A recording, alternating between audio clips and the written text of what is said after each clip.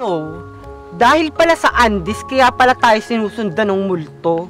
Ano ba naman kasi naisipan mo, Grydel? Bakit doon ka pa nang hiram ng panty? Pwede naman sa akin. Anong reaction yan, te? Ikaw na nga yun ang hiram ng panty sa bahay ng kamag-anak ko, tapos ganyan, ay naku, my gosh, ang gigigil ako. Sorry na, hindi ko naman kasi alam na pwede pala tayong sundan dahil doon. Nasaan na yung panty? Yun na nga yung problema ko eh. Nagwawala, hindi ko alam kung nasaan. What?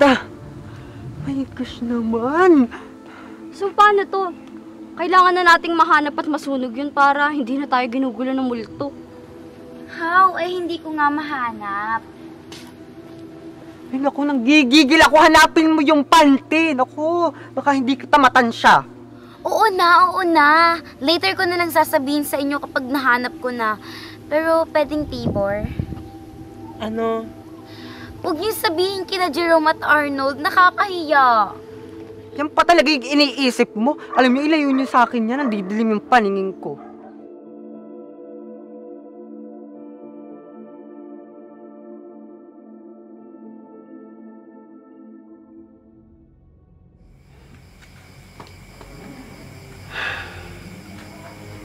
Saan kaya nilagay ni Clyde?